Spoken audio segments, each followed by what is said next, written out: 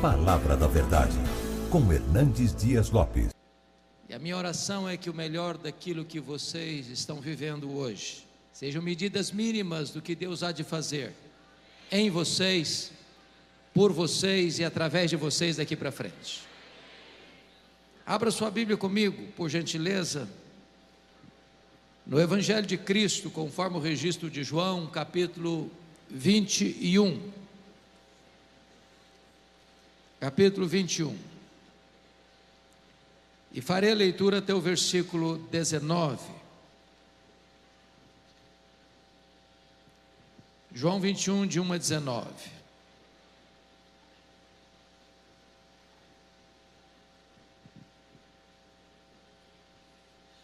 Está escrito o seguinte: depois disso tornou Jesus a manifestar-se aos discípulos junto do mar de Tiberíades, e foi assim que ele se manifestou. Estavam juntos Simão Pedro, Tomé, chamado Dídimo, Natanael, que era de Caná da Galileia, os filhos de Zebedeu e mais 2 dos seus discípulos. Disse-lhe Simão Pedro: vou pescar. Disseram-lhe os outros: também nós vamos contigo. Saíram e entraram no barco, e naquela noite nada apanharam. Mas ao clarear da madrugada estava Jesus na praia. Todavia os discípulos não reconheceram que era ele. Perguntou-lhe Jesus: filhos, tendes aí alguma coisa de comer? Responderam-lhe: não. Então lhes disse: lançai a rede à direita do barco e achareis. Assim fizeram, já não podiam puxar a rede, tão grande era a quantidade de peixes. Aquele discípulo a quem Jesus amava disse a Pedro: é o Senhor. Simão Pedro, ouvindo que era o Senhor, cingiu-se com sua veste, porque se havia despido, e lançou-se ao mar. Mas os outros discípulos vieram no barquinho puxando a rede com os peixes, porque não estavam distantes da terra, senão quase 200 côvados, aproximadamente 100 metros. Ao saltarem em terra, viram ali umas brasas e em cima peixes, e havia também pão. Disse-lhes Jesus: trazei alguns dos peixes que acabaste de apanhar. Simão Pedro entrou no barco e arrastou a rede para a terra, cheia de 153 grandes peixes. E não obstante serem tantos, a rede não se rompeu. Disse-lhes Jesus: vinde, comei. Nenhum dos discípulos ousava perguntar-lhe: quem és tu? Porque sabiam que era o Senhor. Veio Jesus, tomou o pão e lhes deu, e de igual modo o peixe. E já era esta a terceira vez que Jesus manifestava-se aos discípulos, depois de ressuscitado dentre os mortos. Depois de terem comido, perguntou Jesus a Simão Pedro: Simão, filho de João, amas-me mais do que esses outros? Ele respondeu: sim, Senhor, tu sabes que te amo. Ele lhe disse: apacenta os meus cordeiros. Tornou a perguntar-lhe pela segunda vez: Simão, filho de João, tu me amas? Ele respondeu: sim, Senhor, tu sabes que te amo.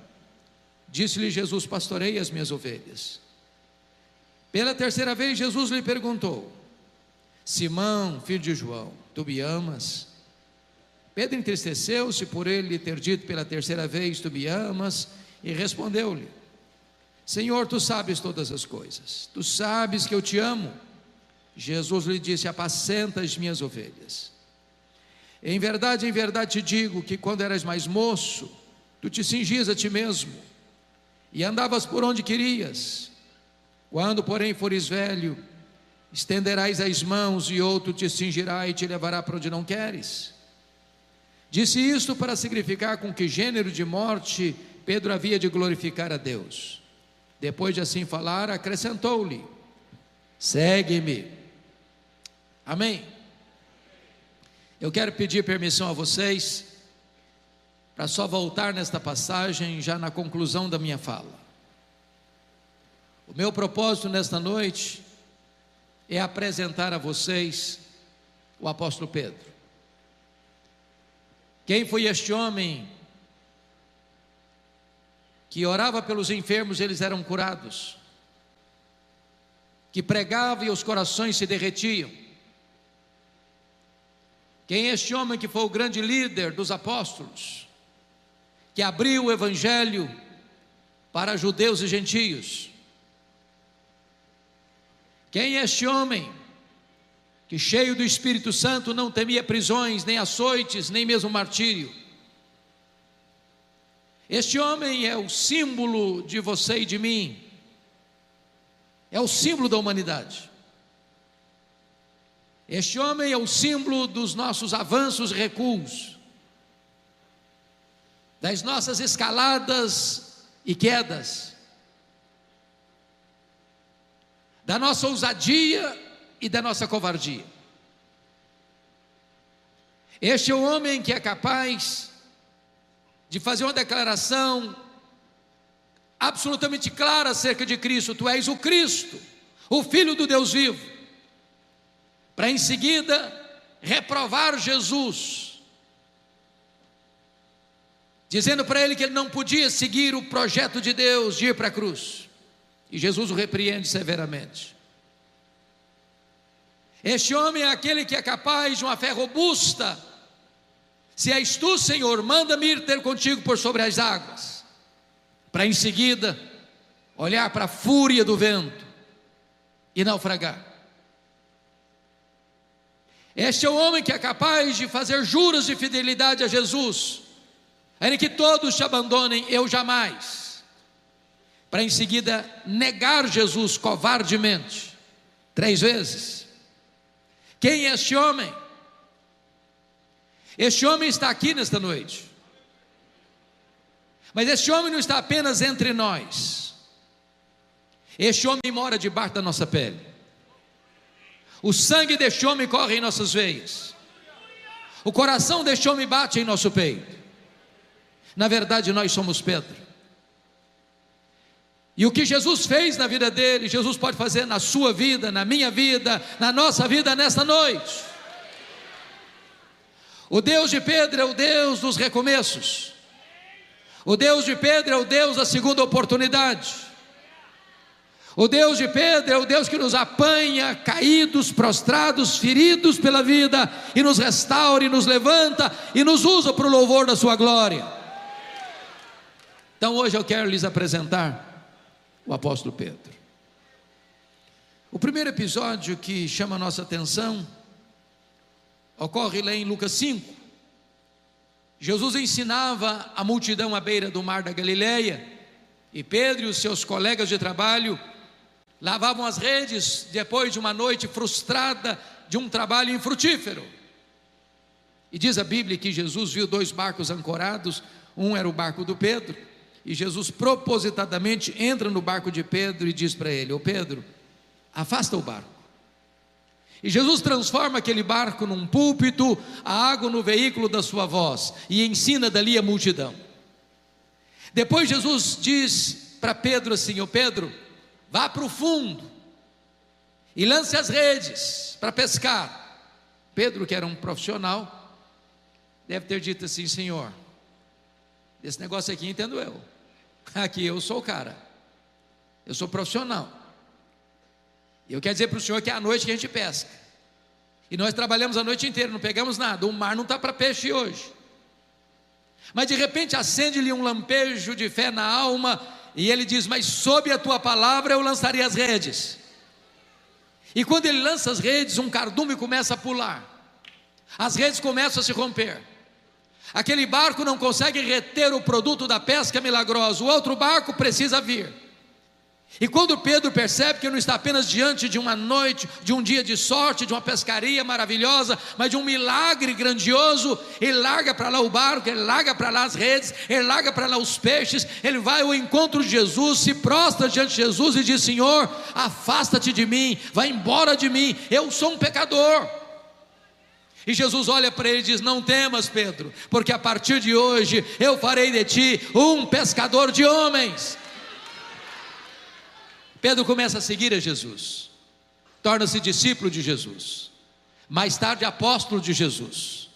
Ele escuta os grandes ensinamentos de Jesus, ele vê os extraordinários milagres de Jesus, E diz a Bíblia, lá em Mateus 16, que agora Jesus está lá no extremo norte de Israel, lá nas fraldas do Monte Hermon, lá em Bânias, onde nasce o Jordão, lá em Cesareia de Filipe. E Jesus então faz uma enquete com seus discípulos, perguntando: quem dizem os homens ser o Filho do Homem? Em outras palavras, o que o povo comenta a meu respeito? E os discípulos responderam: mestre, o povo não sabe nada a teu respeito. Uns dizem que tu és João Batista, outros dizem que tu és Elias, outros dizem que tu és Jeremias, outros dizem que tu és alguns dos profetas. O povo não sabe nada. Então Jesus pergunta: e vós, quem dizeis que eu sou? E Pedro, que era um líder, Pedro, que não suportava que ninguém falasse na frente dele, se levanta para falar em nome do grupo e diz: tu és o Cristo, o Filho do Deus vivo.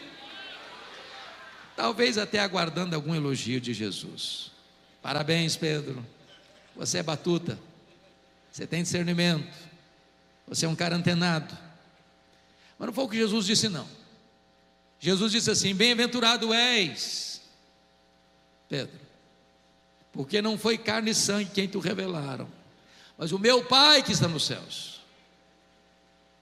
Em outras palavras, Jesus está dizendo o seguinte: ô Pedro, você só sabe quem eu sou porque o Pai me revelou para você. Porque se o Pai não tivesse me revelado para você, assim como os outros, também você não saberia quem eu sou. E eu também te digo que tu és Pedro, e sobre esta pedra eu edificaria a minha igreja, e as portas do inferno não prevalecerão contra ela. Está aqui, meus irmãos, um dos mais importantes textos da Bíblia, de cuja correta interpretação depende o futuro do cristianismo. A grande pergunta é: quem é a pedra sobre a qual a igreja está edificada? Há 3 interpretações na história da igreja. A primeira delas é que o próprio Pedro é a pedra. 800 milhões de pessoas no mundo pensam assim. Há uma frase em latim muito conhecida: ubi Petrus, ibi ecclesia. Onde está Pedro? Aí está a igreja.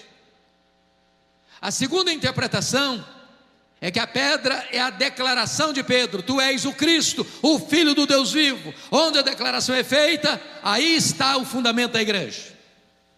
Mas a terceira interpretação, penso eu, que é subscrita por todos nós, ou se não pela maioria de nós, é que o próprio Cristo é a pedra fundamental sobre a qual a igreja está edificada. E o texto nos leva a essa conclusão, se não vejamos. Na língua grega que foi escrito o Novo Testamento, há uma espécie de trocadilho entre a palavra pedra e a palavra Pedro. A palavra pedra é Petra, é rocha inabalável. A palavra Pedro é Petros, é fragmento de pedra arrancado de um maciço rochoso. A palavra Petra é uma metáfora usada apenas para Deus, jamais para um ser humano. Então o que Jesus está dizendo é o seguinte: eu também te digo que tu és um fragmento de pedra, mas sobre esta rocha inabalável que sou eu edificarei a minha igreja. Mas também o pronome demonstrativo nos ajuda a entender. Vocês, jovens estudantes, e todo esse maravilhoso auditório sabe disso. A diferença entre esta e essa. No inglês, this, that. A mesma coisa no grego. Por exemplo, eu estou com a minha Bíblia, eu digo esta Bíblia. Se eu coloco a minha Bíblia no púlpito e me afasto, eu digo essa Bíblia. Se Jesus tivesse a intenção de dizer que Pedro era pedra, ele teria dito: eu também te digo que tu és Petros, e sobre essa pedra eu edificarei minha igreja. Mas não foi o que ele disse. Eu também te digo que tu és Petros, fragmento de pedra, mas sobre esta pedra, esta rocha, eu edificarei a minha igreja. Então Jesus está fazendo 4 declarações aqui. Primeiro, ele é o fundamento da igreja. O apóstolo Pedro entendeu tanto isso que no seu sermão em Jerusalém, ele diz que Jesus e não ele é a pedra. Também ele afirma isso na sua primeira carta, dizendo que Cristo é a pedra, o fundamento. O apóstolo Paulo, entendendo assim, disse lá em 1 Coríntios 3,11: ninguém pode lançar outro fundamento além daquele que já foi posto, o qual é Cristo Jesus. E na primeira carta aos Coríntios 10,4 ele diz: Cristo é a pedra, então o fundamento da igreja é Cristo. Mas mais, Jesus também é o dono da igreja. Edificarei a minha igreja. A igreja não é sua, a igreja não é minha, a igreja não é nossa, a igreja tem dono, e o dono da igreja tem marca de cravos em suas mãos. Eu estava, pastor Felipe, lá em Campinas, visitando o pastor Aguiar Valvassouras, um querido pastor, um homem de Deus, pastor da igreja do Nazareno, e ele estava me levando para conhecer um novo projeto da igreja. E tinha um colega, pastor nazareno, muito jovem, começando o ministério, sentado no banco de trás. E na medida que caminhávamos, ele dirigindo o carro e eu do lado dele, o pastor jovem falando muito, mas várias vezes, dezenas de vezes: minha igreja, minha igreja, minha igreja, minha igreja, minha igreja, minha igreja. E lá pelas tantas, o pastor Aguiar Valvassouras fez esse gesto, botou a mão para trás, com a outra mão no volante, e disse: filho, bota a mão aqui. E eu pensei: vem coisa aí. Quando o pastor botou a mão, ele passou a mão assim na palma da mão do pastor e disse: meu filho, eu não estou vendo marca de cravos aqui. Não precisa falar mais nada. O dono da igreja tem marca de cravos em suas mãos. Terceiro, Jesus não apenas é o fundamento da igreja, o dono da igreja, Ele é o edificador da igreja. Eu edificarei a minha igreja. Quem edifica a igreja não é você, não sou eu, não somos nós. Quem edifica a igreja é o próprio Senhor Jesus. A salvação é obra dEle. Ele quem dá o arrependimento para a vida, Ele quem dá a fé salvadora, é Ele quem regenera, é Ele quem justifica, é Ele quem santifica, é Ele quem glorifica. A salvação é obra dEle de ponta a ponta, para que a glória seja toda dEle. Mas em quarto lugar, Jesus é também o protetor da igreja. Ele diz: as portas do inferno não prevalecerão contra ela. Meus irmãos, o mundo persegue a igreja, o mundo odeia a igreja, o diabo cria situações para embaraçar a igreja, mas ninguém pode deter os passos da igreja do Deus vivo, porque aquele que a salvou é aquele que a protege. A igreja de Jesus é indestrutível. Louvado seja o Senhor. Diz a Bíblia que agora que Jesus esclarece para os discípulos quem Ele é, Ele passa para uma nova fase do seu ensino, que Ele nunca tinha falado até então. Agora Ele mostra para os discípulos que era necessário que Ele subisse para Jerusalém, fosse entregue nas mãos dos principais sacerdotes, para ser crucificado. E quando Pedro escuta isso, diz o texto, que ele chama Jesus à parte e diz: Jesus, vem cá um pouquinho, vem cá um pouquinho. E passa a reprovar a Jesus. Diz: tem piedade de ti mesmo, larga a mão desses pensamentos de morte, pense diferente, larga a mão desse pensamento doentio. E diz a Bíblia que Jesus olha para ele e diz: arreda, Satanás, és para mim causa de tropeço, não cogita das coisas de Deus, apenas das coisas dos homens. Preste atenção nisso. Se Pedro fosse o fundamento da igreja, a igreja estaria edificada sobre areia movediça. Bendito seja Deus, porque a igreja está edificada sobre uma rocha que não se abala. Mas o que é que Jesus não quis dizer? Vamos entender isso. Primeiro, Jesus não está chamando Pedro de Satanás. Segundo, Jesus não está dizendo que Pedro está endemoniado. Terceiro, Jesus não está mandando Pedro arredar, Jesus está mandando Satanás arredar. Porque se nós não entendermos isso, a gente vai dizer assim: arreda, Pedro, aí o Satanás fica. Não, quem tem que arredar é o Satanás, o Pedro fica. O Pedro é discípulo. Em Pedro Jesus vai continuar investindo. Em Pedro Jesus vai continuar trabalhando. Tanto é verdade que uma semana depois, Jesus sobe um alto monte para orar. A tradição diz que é o Monte Tabor, outros dizem que é o Monte Hermon. Para nós não importa, porque crente não faz peregrinação sagrada. Para crente todo lugar é sagrado. Mas diz a Bíblia que Jesus sobe o monte para orar, e lá ele se transfigura, e aparecem conversando com ele em glória Moisés e Elias, representantes da lei e dos profetas. E diz a Bíblia que Pedro está vendo milagres. Aliás, são 4 milagres que acontecem ali. Primeiro milagre, Jesus se transfigura. Segundo milagre, Moisés e Elias aparecem em glória, conversando com Jesus sobre a sua partida. Preste atenção nisso, a pauta da reunião, a partida para Jerusalém. A palavra partida lá no grego é êxodos, de onde vem a nossa palavra portuguesa êxodo, mostrando que a cruz seria o êxodo. Ali na cruz aconteceu a nossa libertação. Terceiro milagre, uma nuvem luminosa os envelopa. Quarto milagre, de dentro da nuvem surge uma voz divina dizendo: este é o meu eleito, a ele ouvi. Por que eu estou lhes trazendo essas informações? Porque nós vivemos uma geração que corre atrás de milagres, e nós cremos em milagres, e nós pregamos sobre milagres, e nós esperamos milagres. Mas a ideia de que se eu testemunhar mais milagres eu vou crer mais, não é bíblica. A fé vem pelo ouvir, e ouvir a palavra de Deus.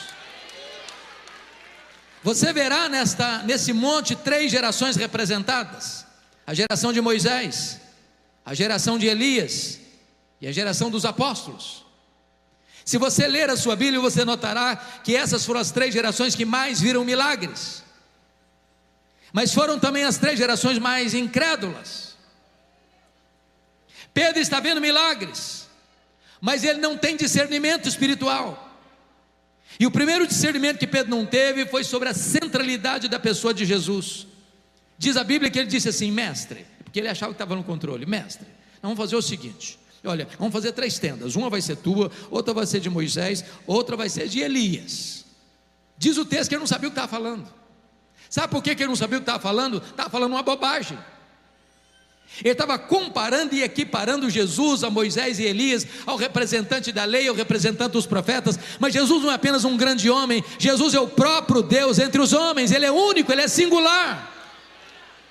Segundo, Pedro está vendo milagres, mas ele não discerne não apenas a centralidade da pessoa de Jesus, mas ele não discerne também a centralidade da missão de Jesus. Vamos entender isso. Quando Jesus desceu do monte, diz a Bíblia que tinha uma multidão, tinha um pai aflito, filho endemoniado.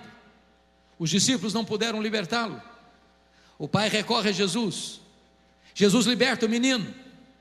E diz Lucas 9, 43 e 44, que diante desse grande milagre, todos se maravilhavam do quanto Deus fazia por intermédio dele. Todos quantos? A multidão toda, os discípulos inclusive. E Jesus viu nessa admiração um problema, uma tentação, um perigo. O mesmo problema que estava lá em João 6, que quando ele multiplicou pães e peixes, a multidão queria fazer dele um rei político, um Messias milagreiro, alguém para resolver os problemas do aqui e do agora. E Jesus fugiu dessa agenda e deixou para lá a multidão. Aqui a mesma coisa ocorre. E quando os discípulos estão mais uma vez embarcando nesse pensamento de que Jesus era um Messias político para resolver os seus problemas do aqui e do agora, para curas, para milagres, para multiplicação de pães e peixes, Jesus diz para os seus discípulos assim em Lucas 9,44: fixai nos vossos ouvidos as seguintes palavras: o Filho do Homem vai ser entregue nas mãos dos homens. Sabe o que Jesus está dizendo? Não pensem vocês que eu vou mudar minha agenda. Não pensem vocês que eu desci do céu para ser apenas um operador de milagres. Não pensem vocês que eu vim ao mundo apenas para resolver os seus problemas do aqui e do agora. Eu vim do céu para ir para a cruz. E é para a cruz que eu estou indo, e esta é a agenda do Pai que está traçada na eternidade, e eu não vou fugir dessa agenda. Entendam isso, eu estou indo é para a cruz. Mas Lucas 9,45 diz que os discípulos não entenderam isso, vendo milagres, sem saber quem é Jesus e o que ele veio fazer. Diz Lucas 9, 51 e 53, que quando Jesus desce do monte, todos podiam perceber no rosto dele que ele estava indo para Jerusalém, indo para morrer, e ele sabia disso. E agora diz a Escritura que ele está chegando em Jerusalém, a multidão o acompanha, uma outra multidão o espera, e ele entra pelo Monte das Oliveiras, vai descendo o Monte das Oliveiras, vai cruzando o Vale do Cedron, vai subindo as encostas do Monte Moriá, lá está a entrada da cidade. Diz Lucas que o povo canta e Jesus chora convulsivamente. Chora porque Jerusalém não aproveitou o tempo da sua visitação. Chora porque Jerusalém matou os profetas e haveria de crucificá-lo. Chora porque Jerusalém seria entregue nas mãos dos romanos e seria arrasada e devastada até os fundamentos. Quando Jesus entra na cidade, Jesus diz para Pedro e João assim: vocês vão preparar para mim um lugar para que eu possa comer a Páscoa com vocês. Prepara um cenáculo no Monte Sião. Chega quinta-feira à noite, a mesa está posta, cordeiro assado, pão sem fermento, ervas amargas, vinho, e do lado uma bacia com água e uma toalha. Isso porque não se sentava à mesa sem lavar os pés, porque as mesas eram baixas, não dá para esconder os pés como as nossas mesas de hoje. Sapatos eram alpargatas de couro cru abertas, e Jerusalém fica num deserto. A pessoa sentava e botava o pé bem próximo do rosto daquele que está do seu lado. Mas lavar os pés era um trabalho de escravo, e os discípulos eram muito orgulhosos para lavar os pés uns dos outros, ou até mesmo os seus próprios. Então diz a Bíblia que eles se assentam à mesa sem lavar os pés. E apesar de Jesus estar mergulhado na sombra da cruz, eles estão atravessando a passarela da feira das vaidades. E eles se assentam à mesa perguntando: quem de nós é o mais importante? Quem de nós vai ter mais projeção no reino? Quem de nós vai ter destaque maior no reino? E quando Jesus percebe que eles estão antenados no outro canal, Jesus se levanta da mesa, pega a bacia, cinge com a toalha e começa a lavar os pés dos discípulos. Ou constrangimento, ou tapa de luva. Imagine Jesus lavando os pés de Mateus, de Tomé, de Judas Iscariotes. Aí Jesus chega na frente do Pedrão, ele arregala os olhos com certeza, e pergunta: tu me lavarás os pés a mim? E Jesus responde: o que eu faço agora tu não entendes, entendê-lo-ás depois. Ele era 880 e disse: Senhor, ó, devo dizer uma coisa, os meus pés tu não vais lavar, eu não vou permitir que tu te humilhes a esse ponto. Não, os meus pés não, os meus não, o senhor não vai lavar meus pés, pronto, está decidido.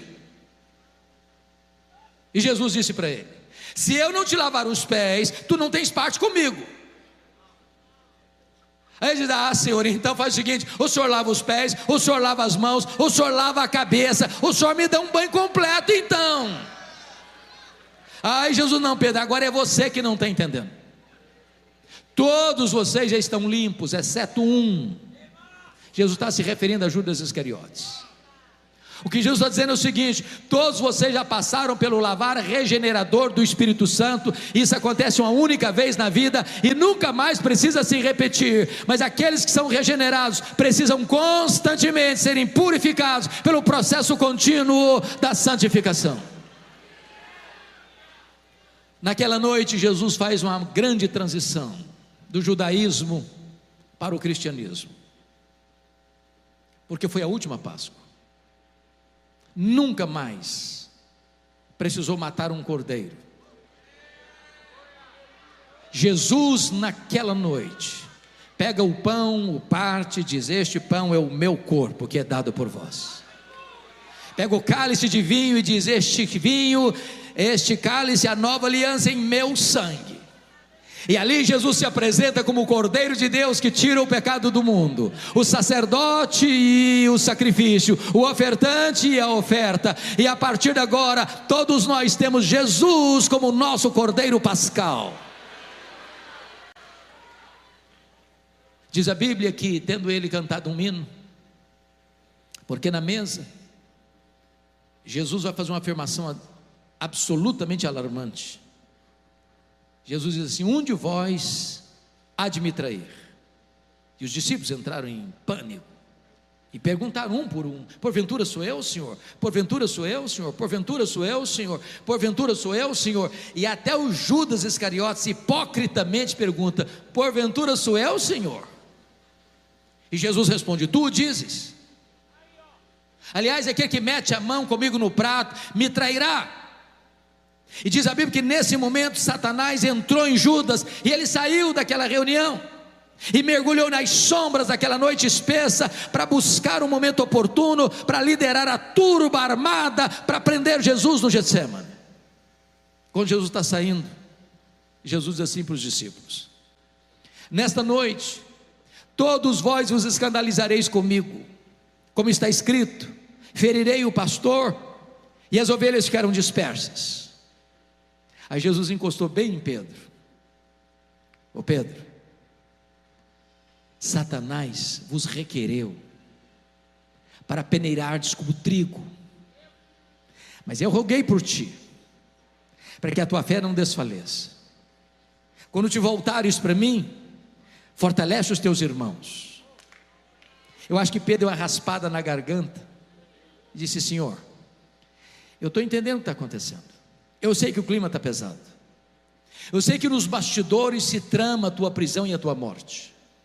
Eu acho até, Jesus, que os meus colegas aqui não vão aguentar.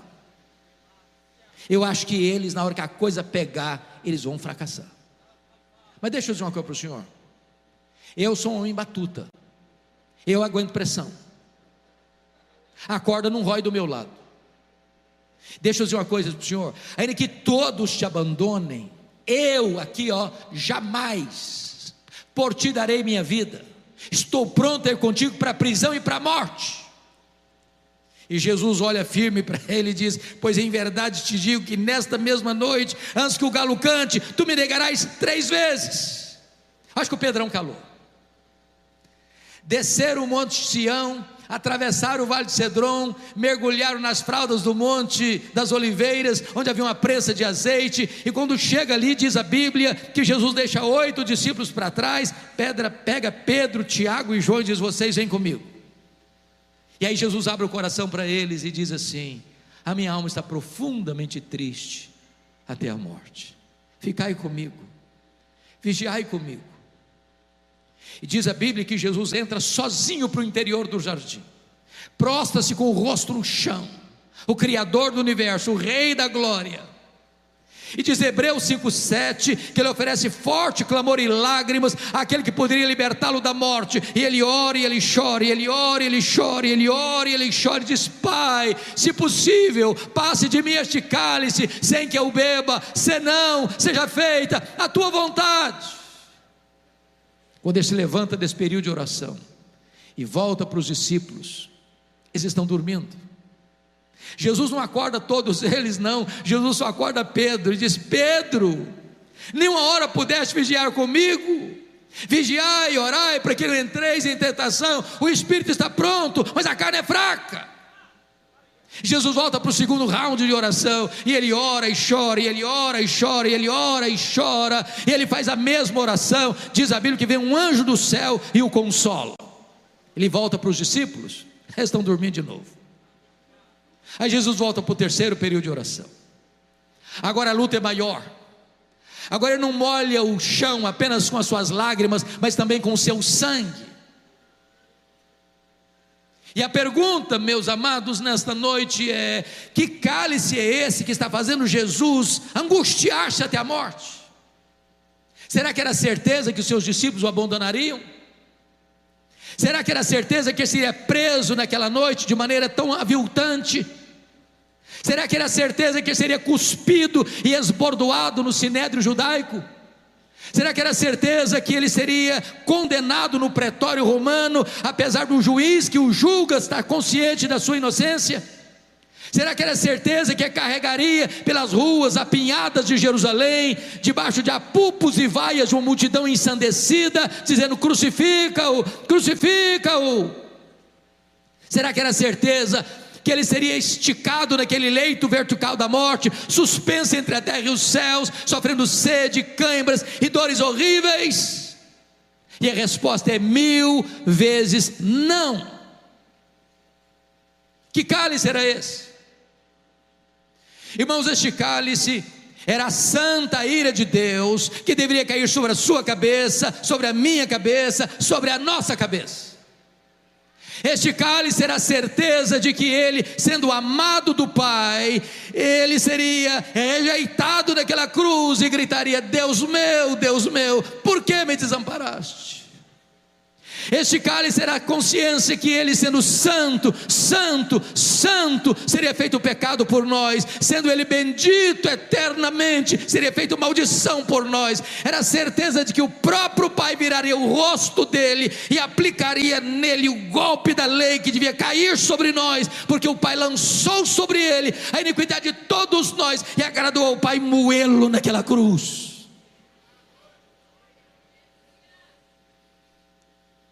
Destaco para os irmãos algo sublime. Depois do terceiro período de oração, não tem mais angústia em Jesus. A batalha foi travada no Getsemane. Não tem mais angústia. Quando Jesus se levanta do terceiro período, ele vai lá para os discípulos e dá uma balançada neles: acordai, vamos-nos, o inimigo se aproxima. O Pedro pega a espada, decepa a orelha do Malco, e Jesus: guarda essa espada, Pedro, se eu precisasse desse tipo de ajuda, eu rogaria ao Pai, ele me mandaria mais de 12 legiões de anjos, mais de 72 mil anjos. Quando a turba chega armada, Jesus não se esconde atrás das oliveiras históricas daquele jardim. É Jesus quem se apresenta e pergunta: a quem buscais? A Jesus o Nazareno. Pois sou eu. E caíram por terra. A partir de agora, Jesus vai para o sinédrio, e eles cospem nele, e eles esbordam a cabeça dele. Ele está firme como uma rocha. Ele é levado para o pretório romano, e quem está confuso e perturbado é o governador Pôncio Pilatos. Ele está firme, resoluto. Ele caminha para a cruz, as mulheres choram, e ele diz: por que vocês estão chorando por mim? Não chorem por mim, chorem por vocês, chorem pelos filhos de vocês. Ele é pregado na cruz e transforma aquele patíbulo de horror num palco para a glória de Deus e num instrumento para a nossa salvação. Ele ali discursa as maiores verdades da fé cristã. Pai, perdoa-lhes, hoje mesmo estarás comigo no paraíso. Mulher, eis aí teu filho, filha, eis a tua mãe. Deus meu, por que me desamparaste? Tenho sede, está consumado, nas tuas mãos entrego o meu espírito. Pedro, covardemente, também foge naquela noite, começa a seguir Jesus de longe. E aí diz a Bíblia que ele, acompanhado de João, meio aparentado do sumo sacerdote, consegue entrar lá na casa do sumo sacerdote, e fica lá onde tem um braseiro, no pátio. A noite está fria, ele quer se aquentar. Quando passa uma criada, olha bem para ele, o reconhece e diz: tu também estavas com ele, o Jesus, o Nazareno. O Pedro nega diante de todos: eu não sei o que dizes. Aqui não está bom. Ele vai lá para o alpendre, tenta se esconder por lá. Passa uma outra criada, olha, o reconhece e diz para os colegas assim: aquele ali é também discípulo dele. O Pedro escuta e diz: eu não conheço esse homem, eu juro que eu não conheço esse homem. Daqui a pouquinho chegam alguns homens, talvez aqueles que prenderam Jesus, entre eles, olha bem para o Pedro e diz: esse sotaque nortista seu, esse sotaque de Galileu seu aí disfarçável, você é discípulo dele mesmo. E diz a Bíblia que Pedro agora nega, que Pedro jura, que Pedro pragueja, que Pedro fala palavrão, que Pedro fala coisas horríveis. Ele diz: eu não conheço este homem. Nesse momento o galo cantou, Jesus cravou nele o olhar, e Pedro caiu em si, desatou a chorar, e saiu dali chorando amargamente, chutando as pedras no meio daqueles olivais. Naquela noite Jesus foi esbordoado e cuspido no sinédrio, e Pedro não estava lá. Na sexta de manhã Jesus é levado ao pretório romano, acusado, e Pedro não estava lá. Jesus foi sentenciado à pena de morte. Foi preciso de um outro Simão ajudar Jesus a levar a cruz, porque Pedro não estava lá.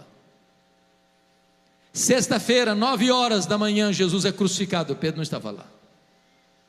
Sexta-feira, 3 horas da tarde, Jesus morre, Pedro não estava lá para dar pelo menos um sepultamento digno a Jesus. Jesus é sepultado, Pedro não está no sepultamento de Jesus. Sábado, silêncio da morte, Pedro está escondido com medo dos judeus. Domingo de manhã, não é Pedro, são as mulheres da Galileia que vão ao túmulo. Quando chegam, a pedra está rolada. Quando elas olham, o túmulo está aberto. Quando elas entram, o túmulo está vazio. Quando elas saem, um anjo pergunta para elas: o que vocês vieram fazer aqui? Procurar entre os mortos aquele que está vivo. Ele não está mais aqui não, ele ressuscitou.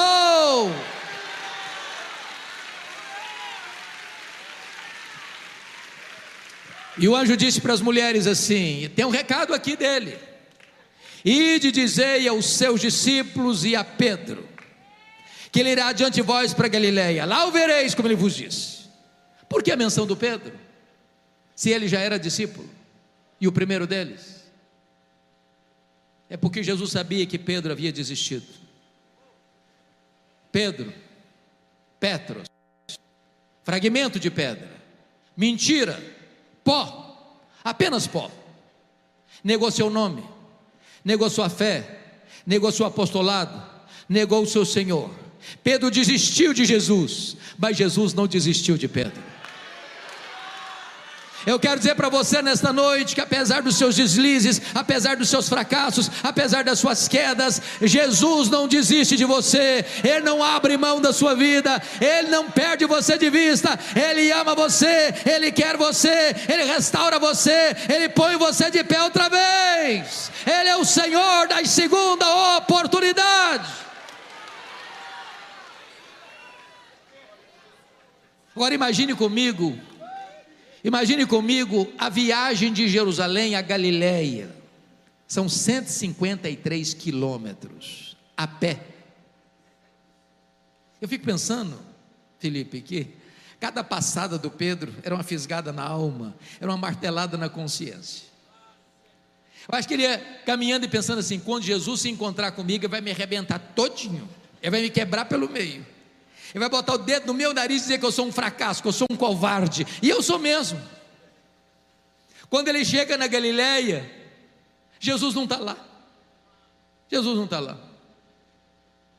E ele, que era um líder, disse assim: eu vou pescar. Preste atenção nisso. Você precisa orar mais pelos líderes. Sabe por quê? Não tem líder neutro. O líder é uma bênção ou é um problema. Neutro não é. John Maxwell disse que liderança é influência. O líder sempre vai influenciar. Porque o Pedro era um líder e dizia: eu vou pescar. Os outros disseram: pois nós vamos contigo. Mas o que significa eu vou pescar? Estou estressado? Preciso de um troco? Não. Quando o Pedro diz eu vou pescar, está dizendo o seguinte: fim de linha para mim, acabou. Não tem mais futuro, não tem mais sonho, não tem mais projeto. Vou voltar para o passado. Vou voltar para as redes, vou reabrir minha empresa pesqueira. Esse negócio de apostolado não dá mais para mim, acabou o sonho. Naquela noite, diz a Bíblia, que eles nem uma piaba conseguiram pegar. Quando o homem se afasta de Deus, nem pescar consegue mais. A noite está acabando e as redes estão vazias. E eles estão voltando ainda de noite, meio escuro. Alguém caminha lá na praia, ele não sabe quem é. O barco está a 100 metros da praia. E de repente aquele que está aqui na praia se dirige a eles lá no barco assim: covardes! Foi assim? Não. Filhos,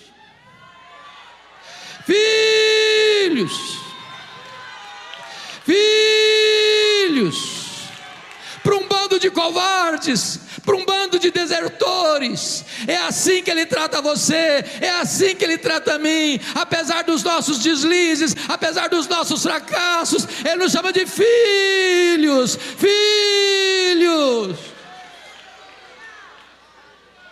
Tendes aí alguma coisa de comer? Eles responderam: não. É claro que Jesus não precisava dessa informação. Ele não está fazendo essa pergunta porque precisa ser informado, não. Ele está fazendo essa pergunta para acordar a consciência deles. Então Jesus diz assim: lançai a rede à direita do barco e achareis.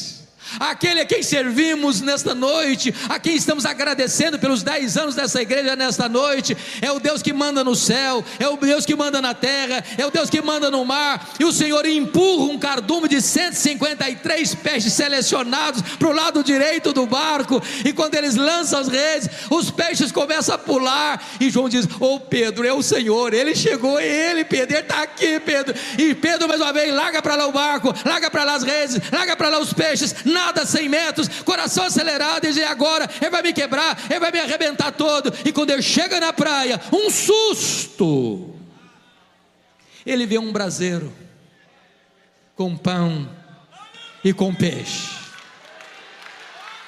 Só tem 2 lugares no Novo Testamento onde aparece a palavra braseiro. Foi onde Pedro negou Jesus e onde Pedro foi restaurado por Jesus. Sabe por que Jesus plantou aquele braseiro ali?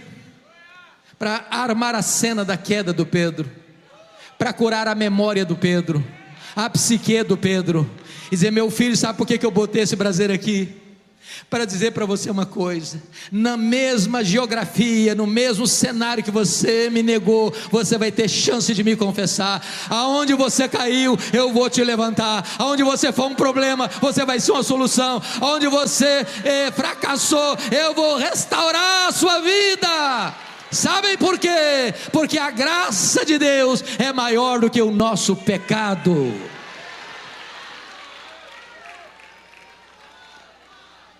Depois que Jesus o alimentou, diz a Escritura, que Jesus chama Pedro para uma conversa e diz: Simão, filho de João, tu me amas mais do que estes outros? Uai, Jesus, eu não estou te entendendo. Por que deveria eu amar-te mais do que os outros? Não basta amar-te igual aos outros? Por que Jesus fez essa pergunta? Porque lá atrás o Pedro havia dito assim: ainda que todos te abandonem, eu jamais. Sabe o que o Pedro havia dito lá atrás? Eu sou mais crente que os outros, eu sou mais leal do que os outros, eu te amo mais do que os outros. O que Jesus está perguntando para Pedro é o seguinte: ô Pedro, você ainda pensa a mesma coisa a seu respeito? Você ainda acha mesmo que você é melhor que os outros? Você ainda acha mesmo que você é mais leal do que os outros? Você ainda sustenta a opinião que você tem sobre você? Pedro respondeu: sim, Senhor, tu sabes que eu te amo, então apacenta os meus cordeiros. Aí Jesus pergunta a segunda vez assim: Simão, filho de João, tu me amas? Ele não pergunta se ama mais, não, só pergunta se ama. Pedro respondeu: sim, Senhor, tu sabes que eu te amo, então pastorei as minhas ovelhas. Aí Jesus perguntou a terceira vez: Simão, filho de João, tu me amas? Ele ficou triste, terceira vez: sim, Senhor, tu sabes todas as coisas, tu sabes que eu te amo, então apacenta as minhas ovelhas. Pergunta: por que Jesus perguntou para Pedro 3 vezes? Tu me amas? Porque 3 vezes o Pedro havia negado a Jesus. Mas o que significa isso? Jesus perguntou 3 vezes para dizer o seguinte: ô Pedro, você não me negou a primeira vez? A minha graça é suficiente para levantar você. Você fracassou a segunda vez? A minha graça é suficiente para levantar você. Você me negou a terceira vez? Pois a minha graça é suficiente para restaurar você. Ô Pedro, a minha graça é maior do que o seu pecado. Mas, meus irmãos, uma riqueza nesse texto na língua original, na língua grega, que não dá para verter para a língua portuguesa. Vejamos, há dois verbos na língua grega aqui nesse texto: o verbo filéu, verbo da palavra filia no grego, de onde vem, por exemplo, amor, filosofia, amor à sabedoria, é um amor de gostar, eu gosto. E o verbo agapau, a palavra ágape, que é um amor sacrificial, que dá a vida pelo outro, que morre pelo outro. Quando Jesus perguntou para Pedro a primeira vez: Simão, filho de João, tu me amas mais do que esses outros? Jesus usou o verbo agapau, a palavra agape. Perguntou assim: Petros, agapas-me? Tu me amas com amor ágape? Tu me amas a ponto de morreres por mim, de dares tua vida por mim? Pedro não respondeu essa pergunta. O que Pedro respondeu foi mais ou menos assim: olha, Senhor, amor ágape eu não tenho. Eu não tenho coragem de morrer por ti, eu não tenho coragem de dar minha vida por ti, eu só gosto de ti. E respondeu com o verbo filéu, filose. Aí Jesus fez a segunda pergunta do mesmo jeito: Petros, agapas-me? Tu me amas com amor ágape? Tu me amas a ponto de morreres por mim? Pedro não respondeu essa pergunta de novo. Ele respondeu assim: ó Senhor, amor ágape eu não tenho. Eu não tenho coragem de morrer por ti, eu não estou pronto a dar minha vida por ti, eu apenas gosto de ti. E respondeu de novo, filose, só isso. Eu te amo, um amor filéu, eu gosto do Senhor. Por que o Pedro ficou triste a terceira vez? Porque Jesus mudou a pergunta. Jesus usou na terceira pergunta o mesmo verbo que Pedro estava usando nas duas respostas anteriores. Então Jesus perguntou para ele a terceira vez assim: Petros, fileis-me? Pelo menos tu gostas de mim? O Pedro, triste, disse: é só isso mesmo, Jesus. Do mesmo jeito respondeu: filose, eu só gosto do Senhor. O que nós aprendemos aqui? Quando Pedro, confiando em si mesmo, disse para Jesus: eu darei minha vida por ti, ele negou Jesus. Mas quando Pedro reconheceu que ele não tinha forças nele mesmo para morrer por Jesus, aí Jesus o capacitou a dar sua vida por ele.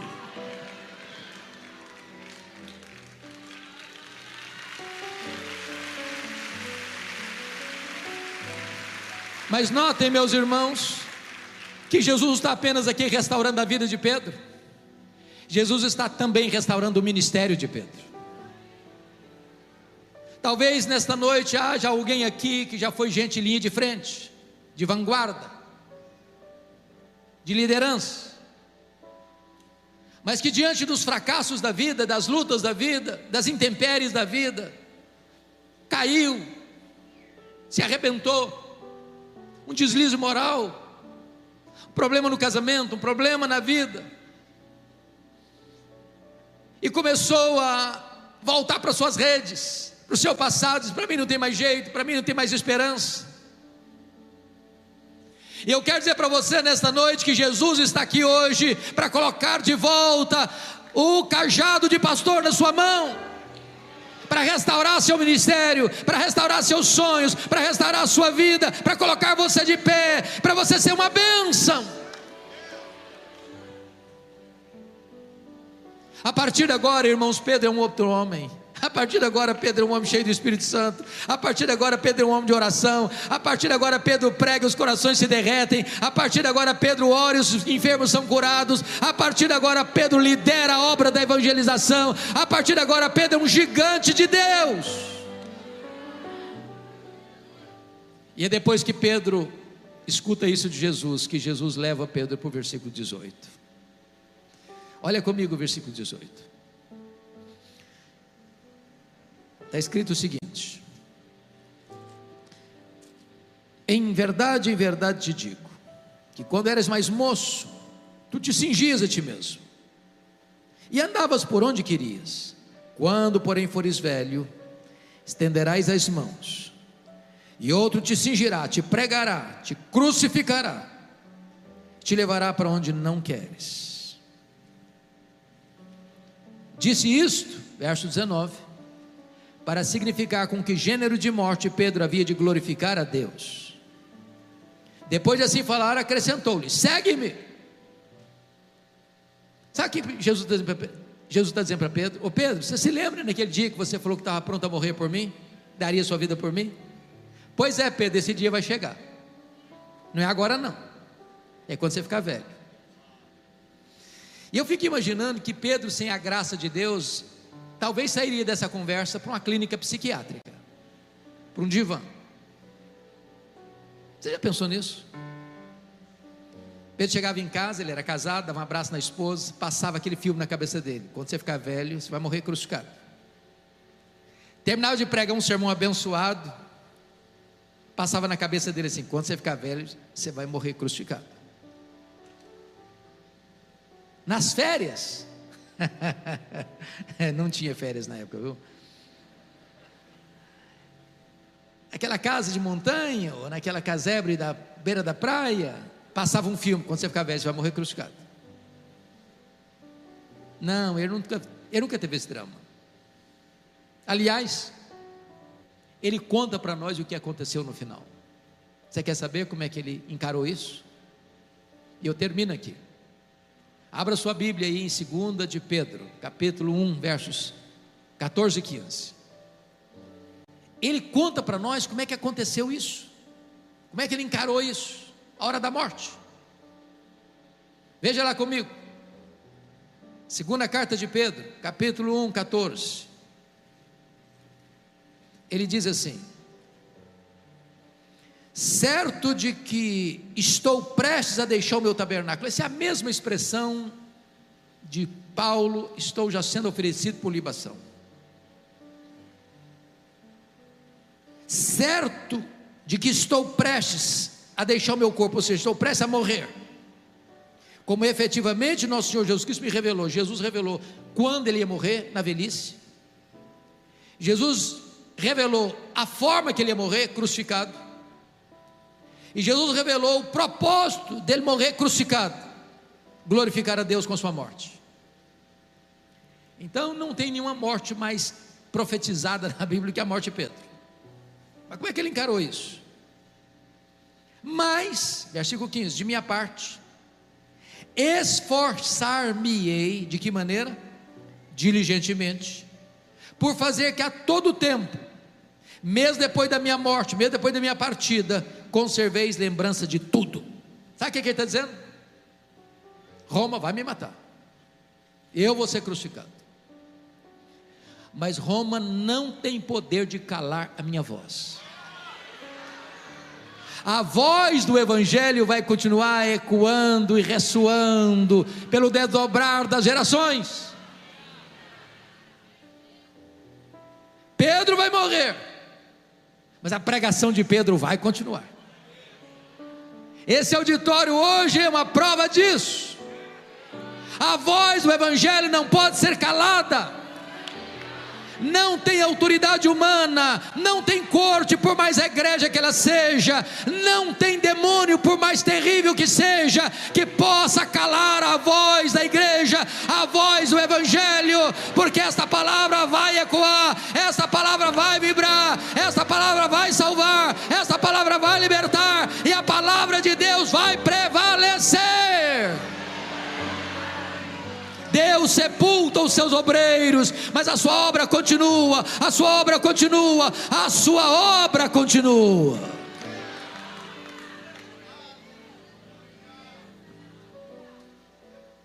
Diz os historiadores que quando chegou o dia da execução de Pedro, ele disse para os seus carrascos: crucifiquem-me, crucifiquem-me, mas eu não sou digno de morrer como o meu Senhor. Crucifiquem-me de cabeça para baixo. E com esse gênero de morte, ele glorificou a Deus. Meus irmãos, nós estamos vivendo dias complexos. Posso talvez não fazer uma leitura tão nítida, mas eu creio que o cerco está fechando. Não tem espaço mais para crentes covardes.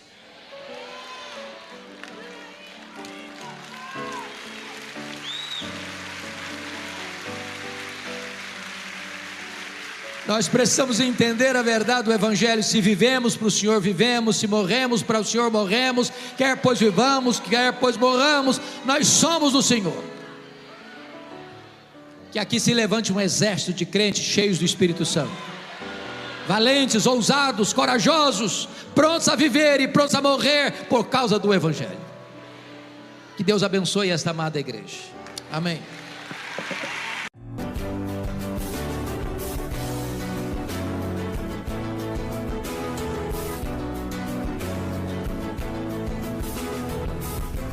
Palavra da Verdade, com Hernandes Dias Lopes.